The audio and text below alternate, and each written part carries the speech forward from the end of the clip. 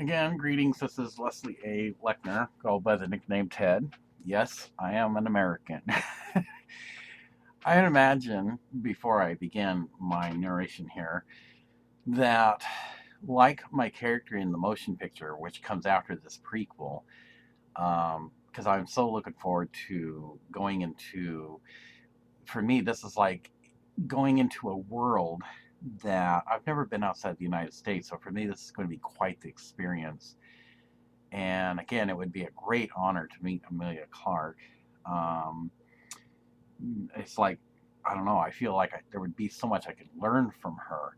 You know, her experiences. Um, there might even be things she can teach me that, you know, my grandmother once said, "You're never too old to learn anything." And I think those words of wisdom would really apply in my life because granted, Amelia is, you know, younger and um, you know, granted, I'm a little what is called a mature male, as they define it in my country. Yeah, I could learn much from her. Um, how she carries herself. I don't know if she'd ever take interest in the suggested idea that maybe she could even because this is going to be my first time in another country, and so I'm actually in real life going to be living this role of this human that comes into her her world.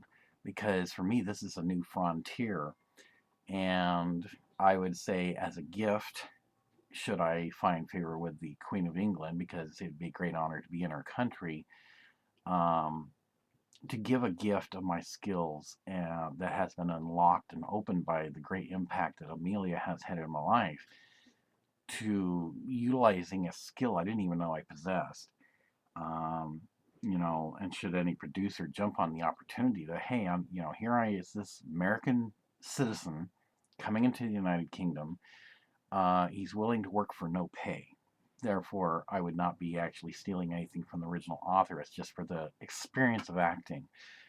To even go to the college that she went to, because I made the dean's list 4 times. And dean's lists aren't just given to anybody. You have to have high academics and grades.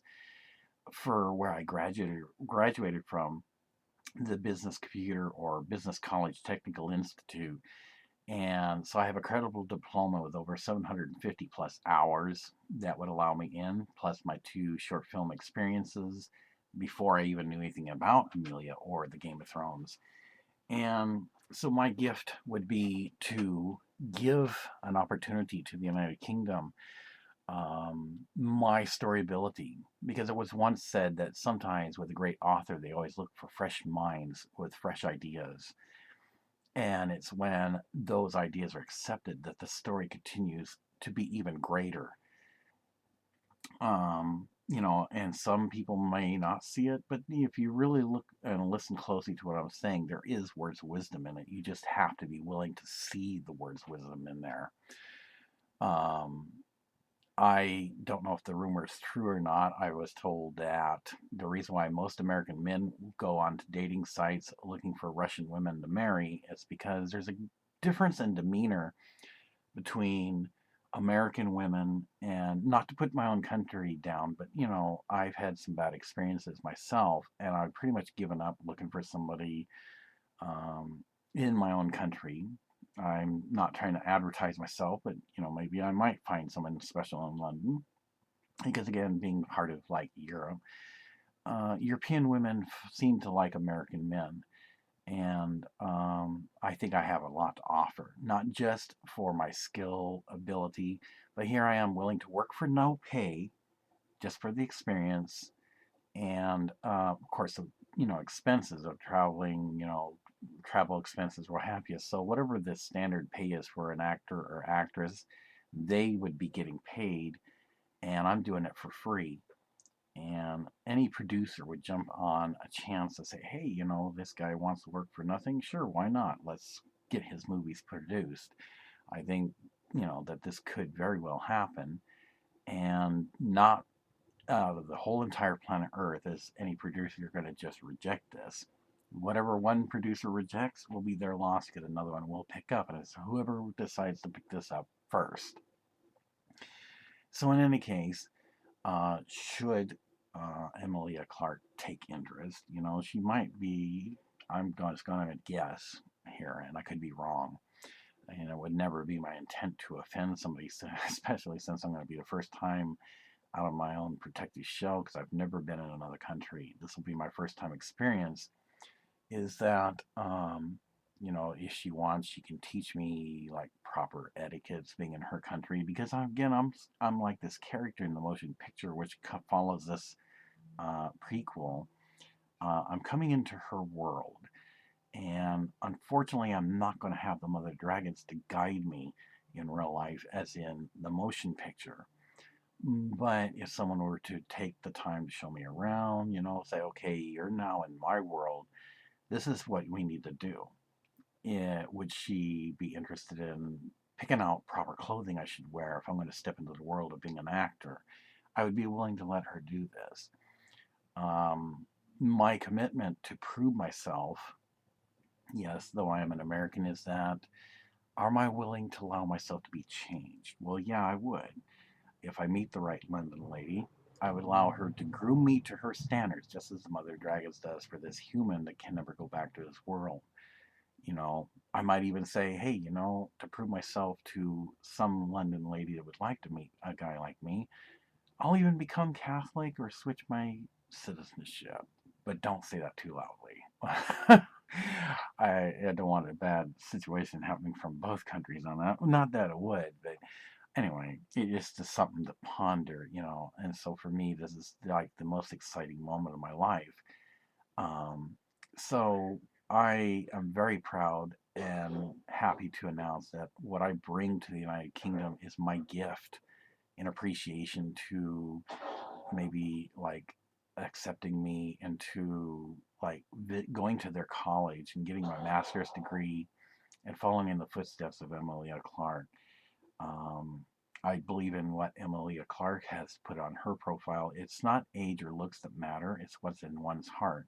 Because again, money can't love you back. Don't matter how many movies you put out, how many awards you get.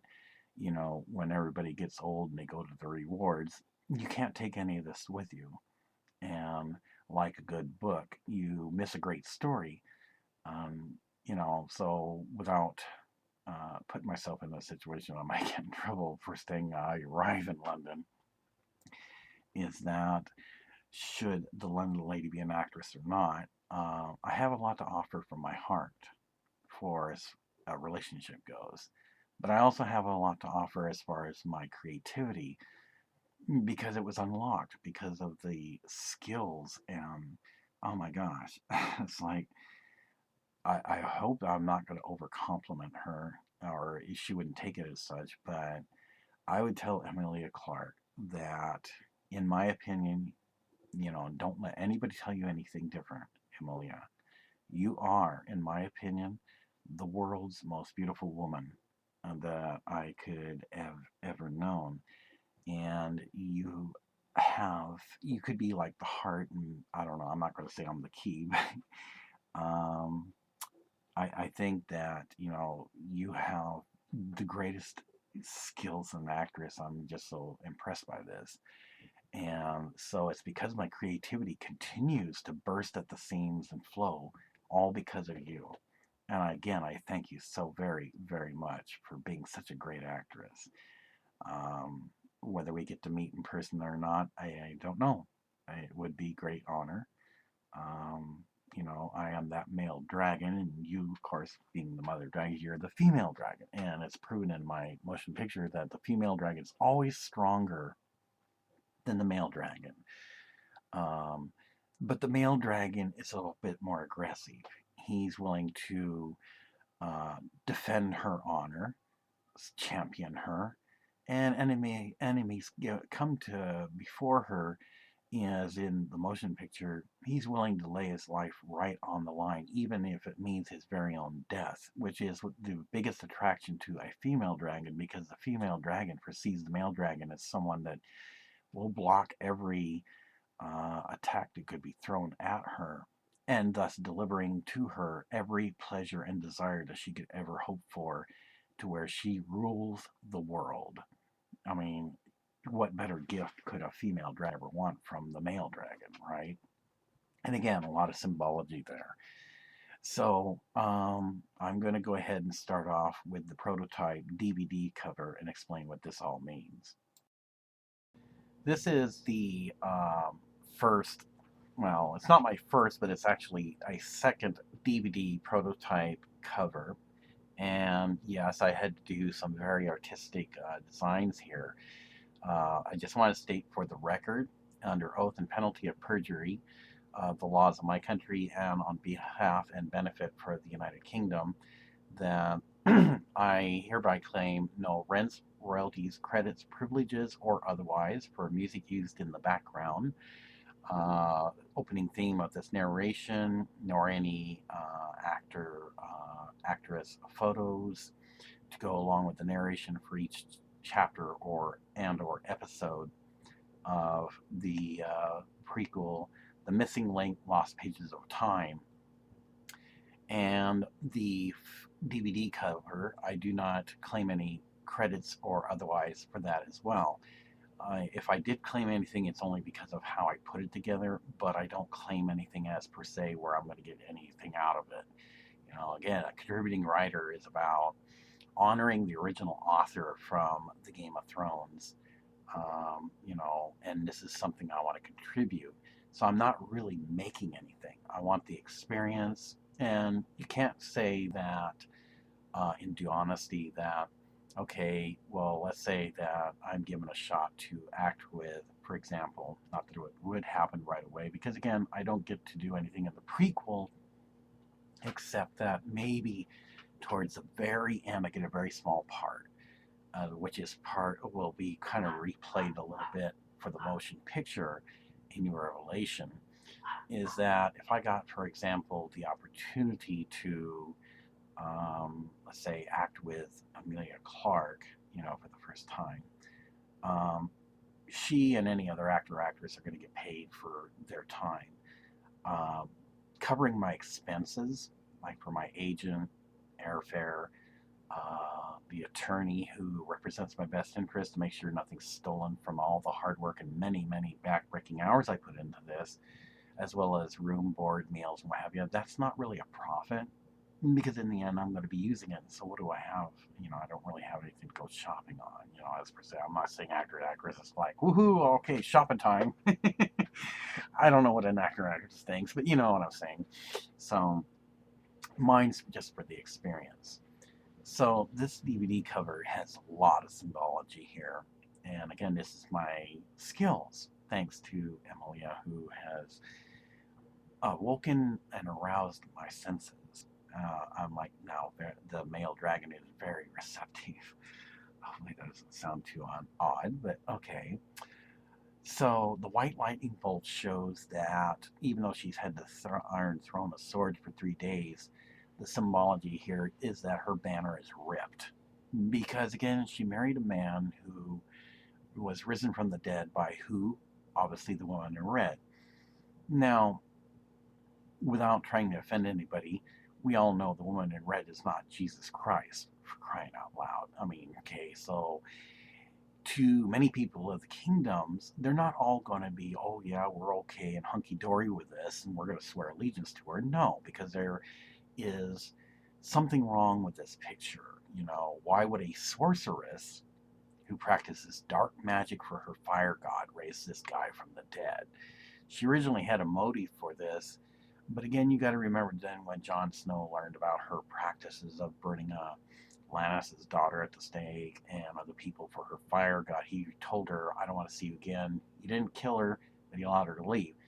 Well, now the woman in red feels unappreciated, and now she probably feels it was a mistake to raise Jon Snow from the dead. So, in which case then, she sides with this upcoming guest star as a relative of the House of Lannis, who boldly marches into the throne room where Jon Snow and Daenerys Stormborn Targaryen, the mother of dragons, is at. And pretty much the marriage is over. I mean, there's nothing she can do with her dragons, and I've already covered this, which I'll be bringing up here shortly through my narration. So anyway, the banner is ripped. It was close. She had it for 3 days, but she kind of like Viserys jumped a little too soon. She was more subtle about it, whereas Viserys was more aggressive about the power. But again, the blue and red comet have a lot of symbology. The blue comet obviously represents this mysterious person that comes from another world, and he can never go back to his own. Is he going to die in loneliness? Probably not. The Mother of Dragons does fall in love with this guy, but as it's said by her uncle in a scene or so in a motion picture, or I think it's like the Game of Thrones 2 that I also wrote called Khaleesi's Dragon Spirit, that Daenerys tends to like to take care of her pets. Now you imagine this poor human, when he does eventually arrive, he's going to feel kind of strange, being referred to as a pet, because here he is, he's low in stature, he's in her world. She has to groom him to live like she does now, and even change his faith to that of what is called the Valyrian faith, um, where they have no shame in polygamy. There's a lot of things that he'll find very erotic. He's very modest, and one of the things that the mother dragons finds very fascinating, with much great smiles, is that this human is very modest, and she takes the great delight in it. In fact, she, in a nice way, but not to harm him, because she knows there's no other human like him and like the men of her world, because they've only barely mentioned human. Tyrion did to Missandei, the handmaiden, and Grey Worm. Now here it is, first time ever meeting this human. He's short in stature, 5'9". Daenerys is actually like 6 foot, which is usually about the shortest people get in a world that's 3 to 5 times bigger than Earth. The only difference is that Tyrion would be probably about half his height, as far as a short person goes. But usually in her world, 6 foot, 7 foot, 8 foot is usually about the height of her world. William here is about 5'9", because in his world, which is much smaller, they have various sizes of people. So the blue comet represents this human, which the Palace Visionary will tell her about. So this is what the cover would look like for the prototype DVD of Game of Thrones, The Missing Link, Lost Pages of Time.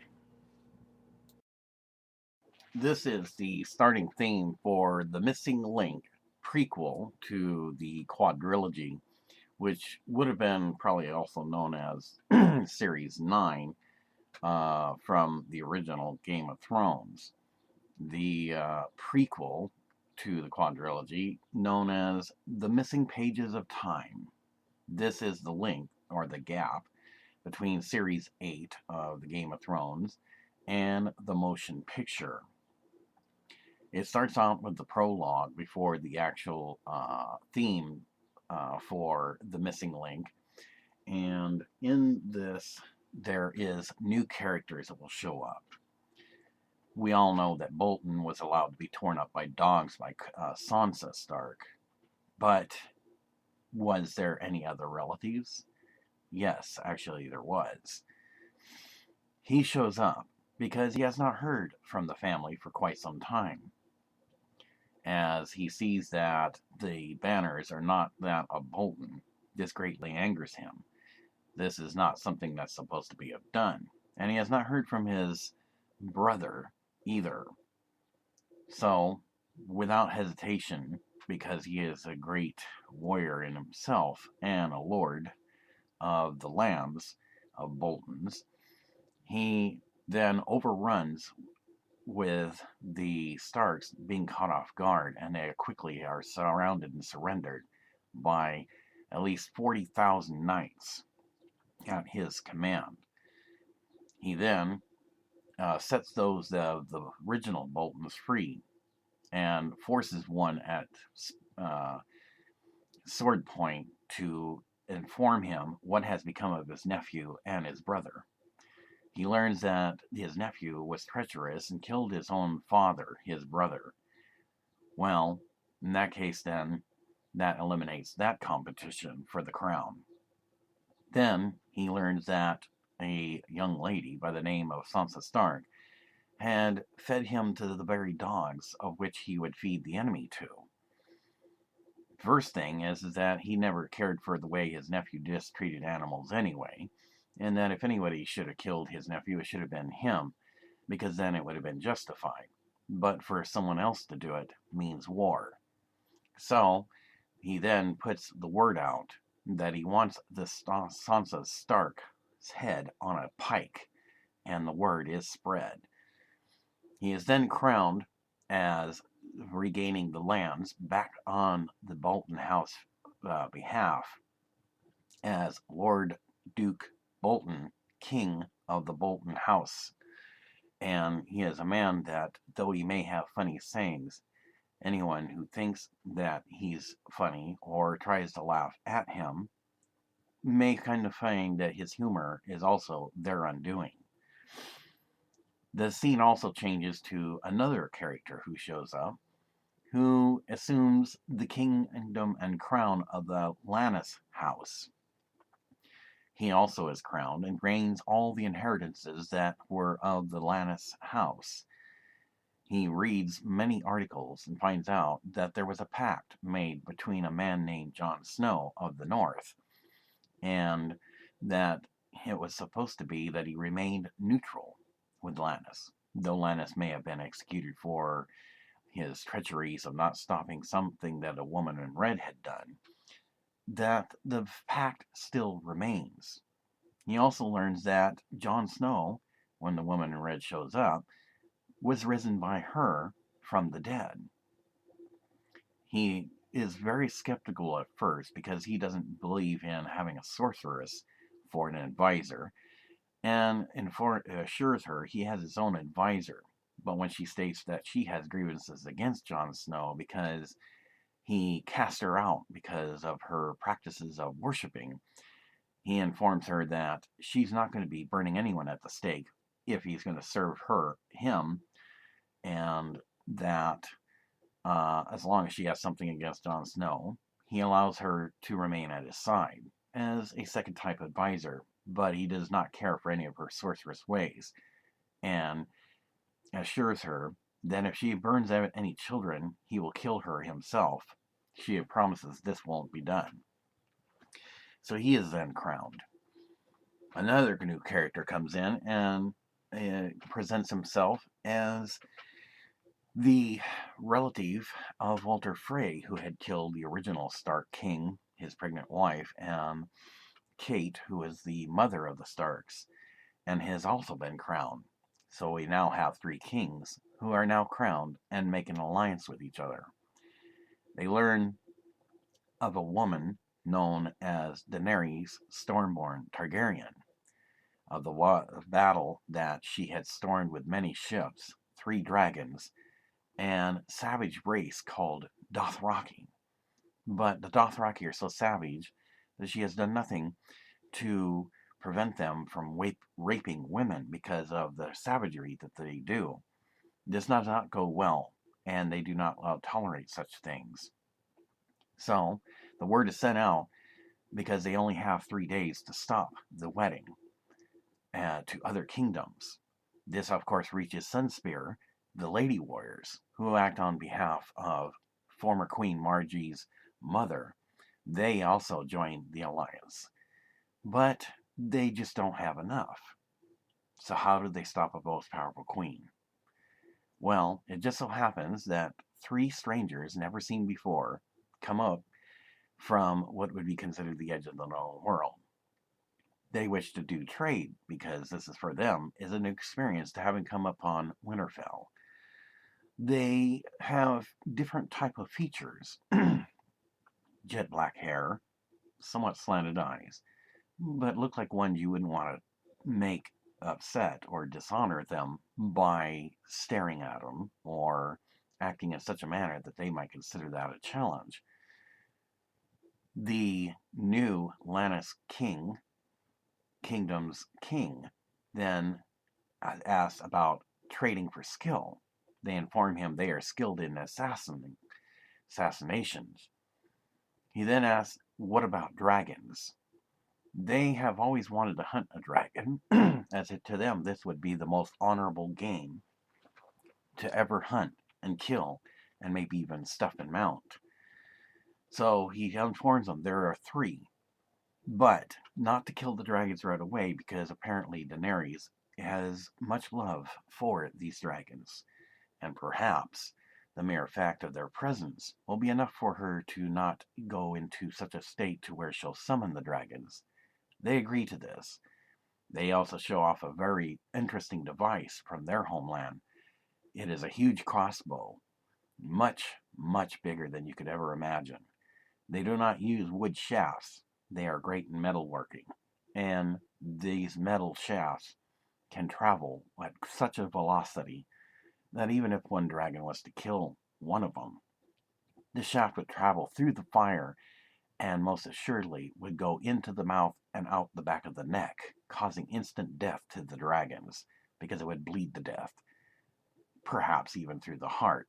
with the heart still attached to the end of the spear. They are quite the marksmen, and not to be trifled with. Therefore, an agreement is made, and they shake hands on it. And for their services, he offers them something that they want. They want to try out spices. So this becomes the spice assassination trade skill. Thus, the pact is signed.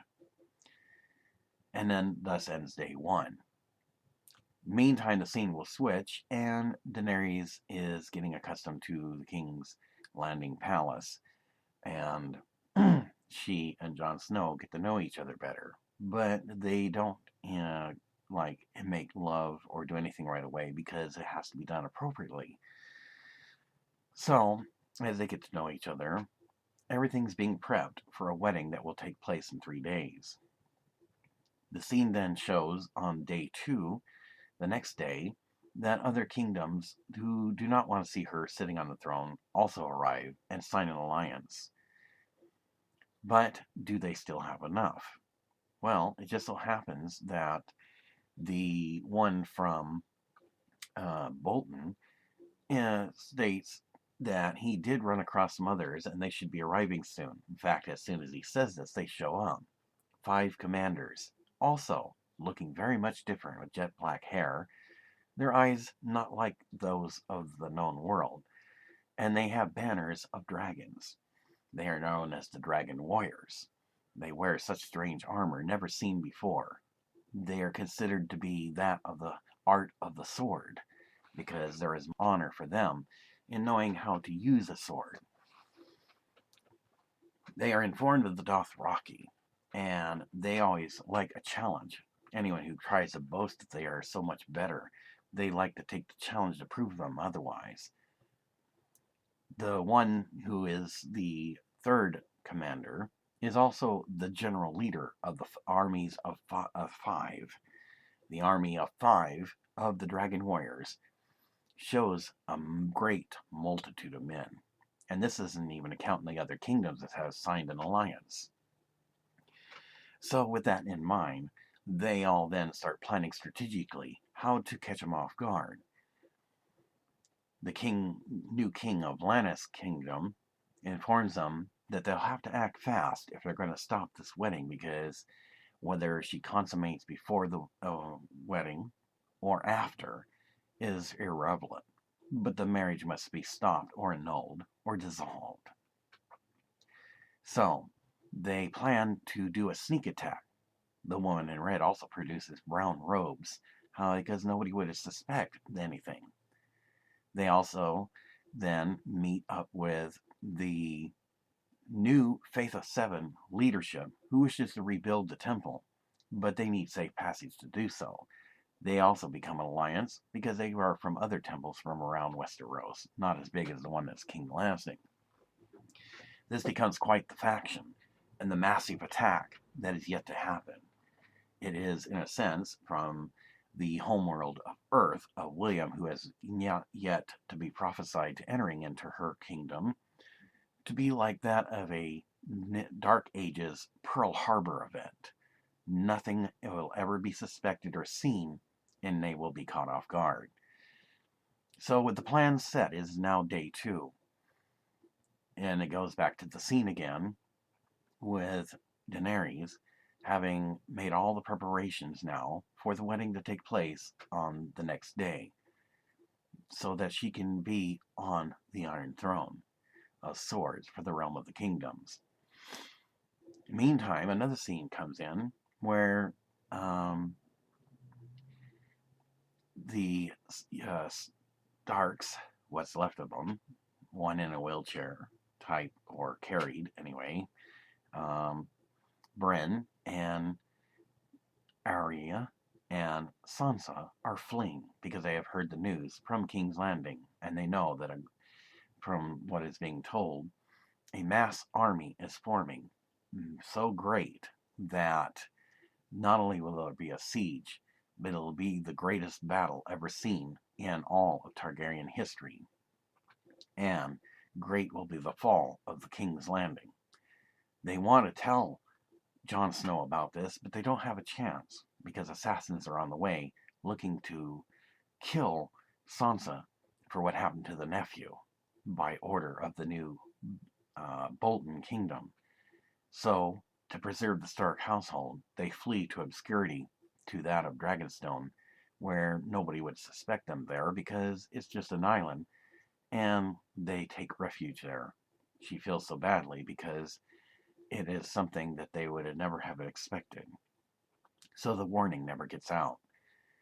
As the prologue continues, it is the next day, early in the morning. There is a mass wall that could be seen from miles for the left to the right. And they see what looks like a mass grouping of people wearing loincloths, no armor or anything, money tattoos. So these are the Dothraki. He kind of likes a snide remark. Well, let's show the Dothraki what happens when you come into our territory and start raping women. And with that, the 5 commanders known as the Dragon Force, Dragon Warriors, suddenly charge forward. And the Dothraki, seeing this, get their sickle swords, but they are no match as they mount their horses. They run them down and run them through. Arms, legs, heads flying left all over the place, body parts just of Dothraki being killed. Within about 30 minutes, 1/3 of the Dothraki are killed off. The rest of the Dothraki, seeing they are no match for these strange ones who are not of this world that they've seen in knight's armor, flee to the ships as another alliance who had formed, the Iron Islands king, starts hurling much fireballs onto ships of Daenerys. The first, unfortunately, to go down is her flagship, everything catching on fire. The ships wait long enough just to get the rest of the Dothraki who want to leave anyway, and they flee, and the Iron Islands king allows them to do so. Now, 1/2 of her fleet of ships are all on fire, much smoke in the air. During this time, the king of Lannis storms the palace after killing those on the way to make sure they don't try to warn anybody. And one of the lady warriors has a special, like, tubular thing where she twirls them in both her hands, giving out a weird sound whistle that causes the others to charge forward and start killing anybody that stands in their way. Great is the siege, and the place is surrounded. With at least 200 men, the new King Lannis house king grabs both doors and slams them open, and thus begins the scene where Daenerys and Jon Snow, even though they just got married, do not have a chance, or maybe they are consummated a marriage prior to getting married. No one will know until Series 8 comes out to find out if a child's involved. Jon Snow seems very angered and demands what the meaning of this is. The relative, now king of the Lannis house, tells Jon Snow to shut his mouth because he's nothing more than a dead man walking who should have remained dead. But his being alive is quite the spectacle. Then he tells Daenerys, please, go ahead, call your dragons. I have 3 strangers who've always wanted to hunt fair game. You might find them interesting if you wish to see them before you summon your dragons. Surely you can live with only 2 dragons. Let us kill one of them so we can demonstrate this for you. Unless you don't want to call my bluff. Do you wish to see these strangers? She knows that this might not be a good idea because she senses there's something up, something that might not be a good idea to summon them. So she does. He leads her to the balcony as many people are in battle and everything. See what you can see, my queen, he says in a snide remark, where he holds up his hand, and there's 3 strangers she's never seen before have these huge gun-like weapons. Now, please, call your dragon. We would like to kill one. They figure it's a great honor to have it stripped of all its flesh, and the bones mounted as a trophy because they will have had a great game. She looks at him kind of scornfully and looks away, knowing that if she calls the dragons, possibly they would be killed. I see. So, well then, I guess then you will not be foolish enough to call your dragons. And what can you do? We have you surrounded. You don't deserve the Iron Throne. You're evil. You're a treacherous wench who does not belong here, and I should not show you any respect. You will respect me. And I have the rightful claim. I am the relative of former King Lannis. So, unless you have a problem that I should know about, I can either kill you now, or I can kill you later, or I can guarantee you safe passage. So the scene then ends where it goes into the Missing Pages of Time theme song. As the narrators note, that when the theme song plays, it's not like the Game of Thrones where they showed mechanical devices showing the many various locations of the kingdom. It actually shows either computer-generated pictures, like you're flying over these kingdoms, of what they would look like, and thus begins the first episode of The Missing Link, a prequel, or in this case, the Missing Series 9, The Missing Pages of Time, which is because an oath is sworn that if she leaves voluntarily and quietly, she will be not too humiliated, as they will keep this out of the history books. So when the musical scene ends, then it goes into episode 1. As part of the prologue, what has already transpired is the fact that the relative of former King Lannis is crowned king, and since there are no heirs, no queen or king, he inherits all and saves his kingdom. He inherits a pact from uncle, made by, well, in this case a cousin maybe, by Jon Snow, and enforces it with rallied support of 30 to 40,000. Daenerys has to annul the marriage since not consummated, or, as an alternate scene, end the marriage and disown any child born, or a war that neither side wins is on her hands and all will hate her. And of course, we all know that she is supposed to rule people that would love her. However, she is charged by the new king of House of Lannis for having allowed such treachery by the Dothraki, but she tries to explain to him that the Dothraki do what they please, and the fact that it is pointed out to her she finds very distasteful that she is disrespected. But he points out to her that he has no respect for someone who allows raping of women. And so she eventually comes to realize maybe this wasn't in the best interest of leading Dothraki to the King's Landing.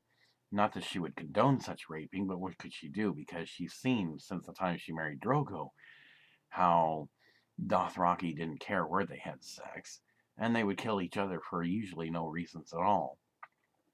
This hits her like reality in the face, and she now sees that her reputation has quickly diminished. The episode 1 is called The Loss of Power and Greatness. She once had it, only for about 3 days. Once the siege took place and they snuck in stealthily without her sensing anything, she not only had viewed about confirmation about those that she's never seen before who are very skilled in killing dragons, so she couldn't use them, and to much horror, she sees her proud flagship on fire, and all the other ships that didn't take off with the rest of the Dothraki, which only amounted to about 2/3, totally on fire with much black smoke filling the air. It is like the worst nightmare she's ever seen.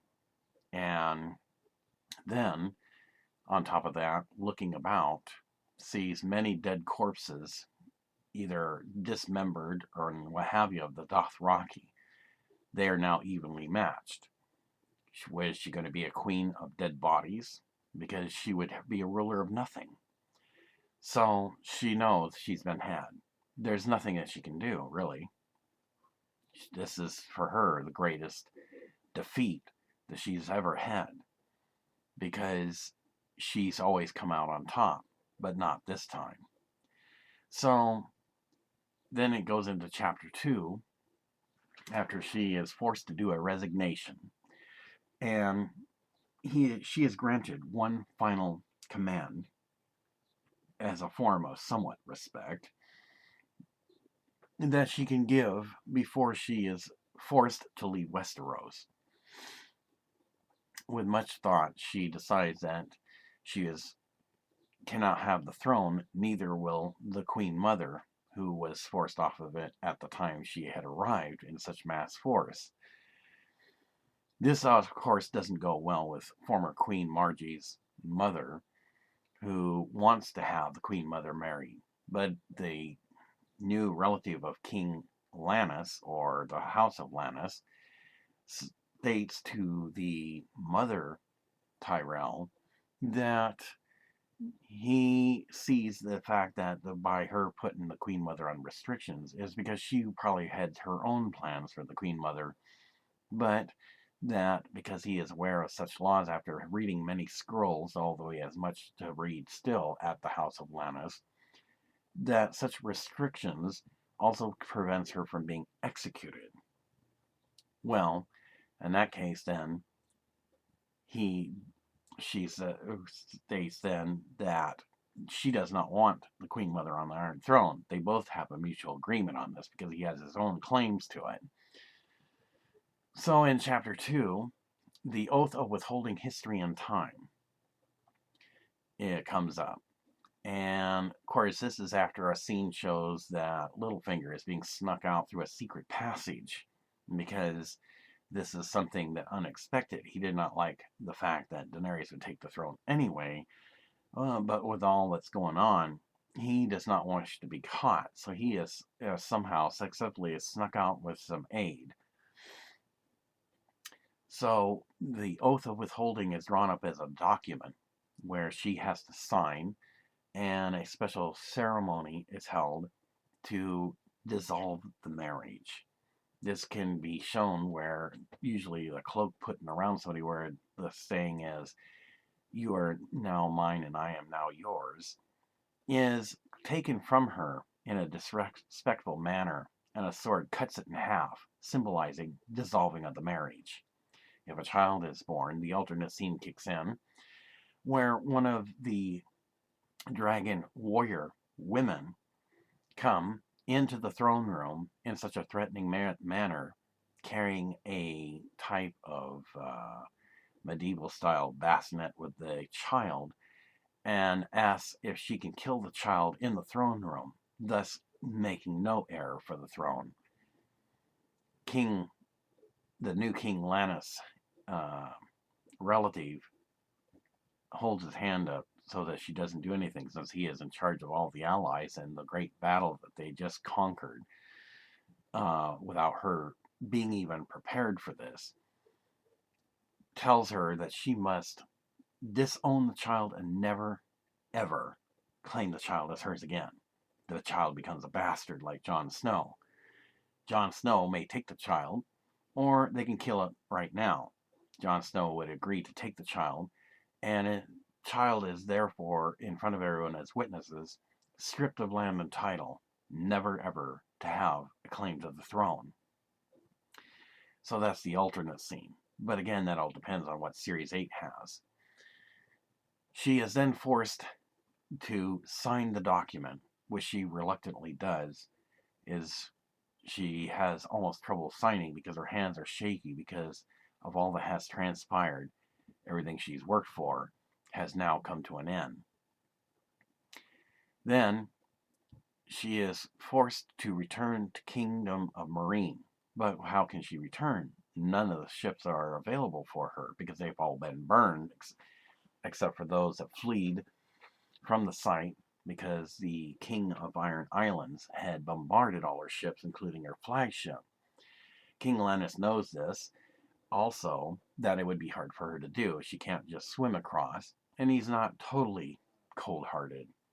So he buys a ship well worth its weight in gold from the King of Iron Islands and tells her, "You will use this and leave and never, ever come back.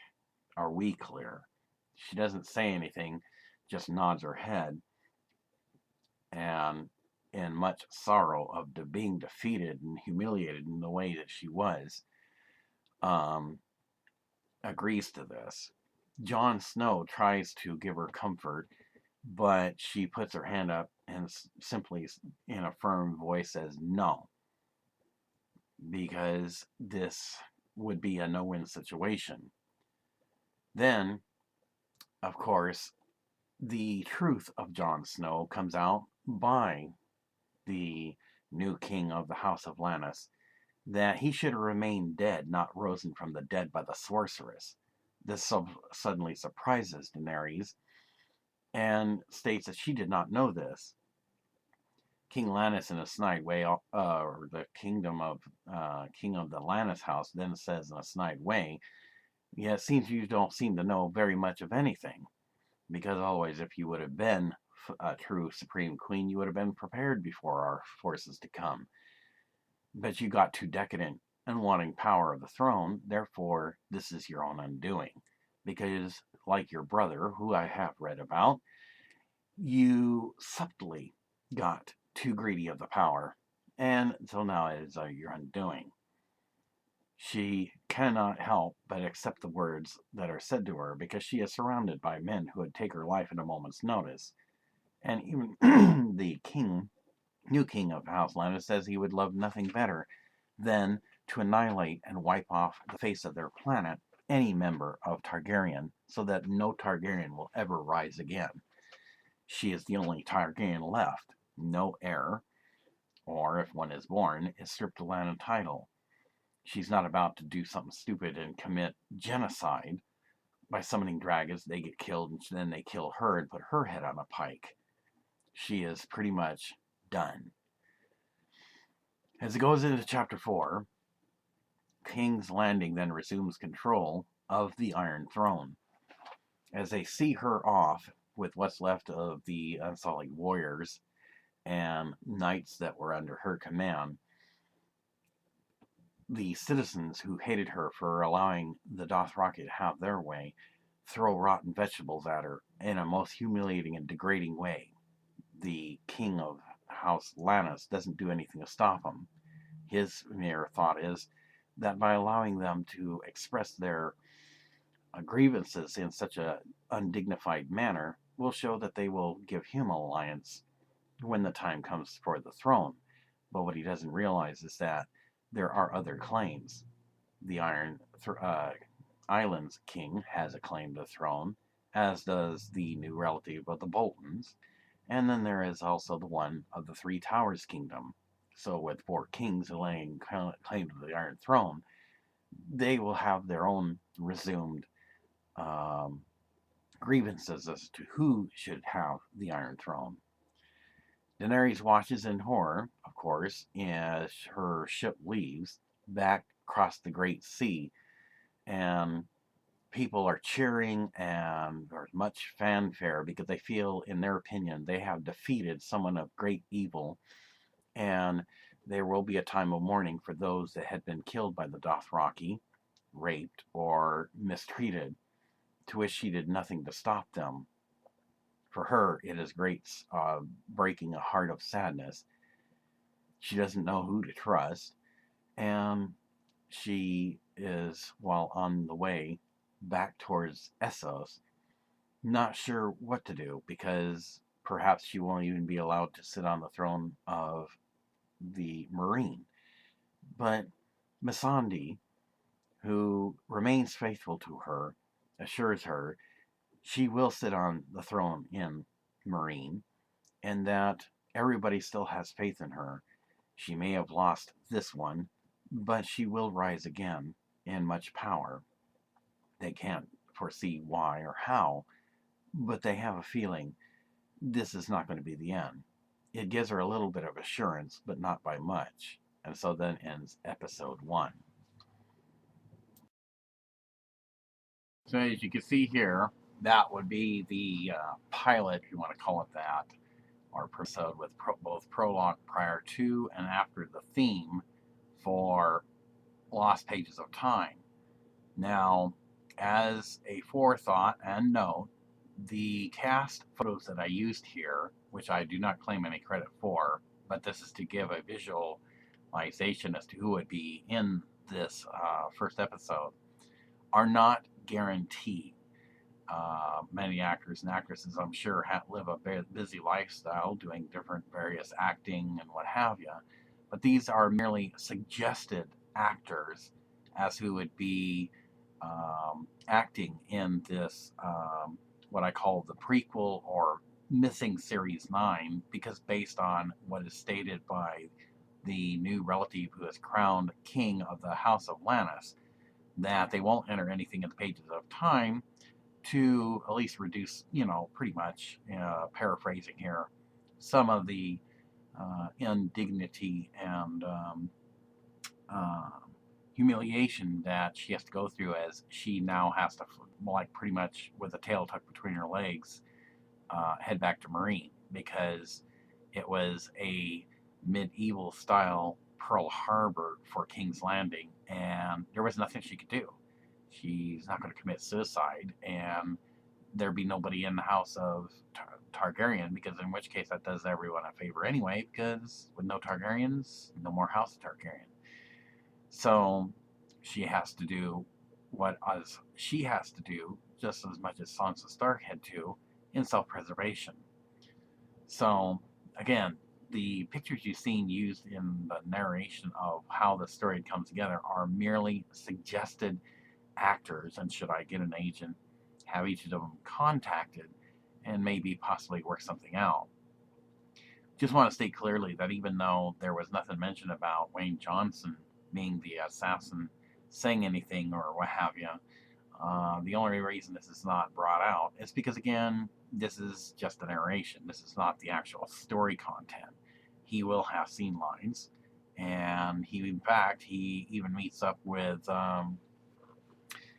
the Bolton king, and they work together along with the dragon forces to outflank the Dothraki, which is why 1/3 of them got killed off, as the others were allowed to flee on these ships that weren't bombarded by the King of the Iron Islands, and flee with them so they can go back to Essos, and the Dothraki goes back to the Dothraki Sea, because they pretty much know they are done and met their match and were pretty well outgunned. The armor, unlike the knight's armor of these ones from beyond the known world edge, cannot be penetrated by a mere sickle sword. It'd be like somebody trying to cut your steak with a butter knife. It's not going to work. So, in which case, this is just to clarify that these are merely suggested actors and actresses for the prologue and episode 1 of The Lost Pages of Time.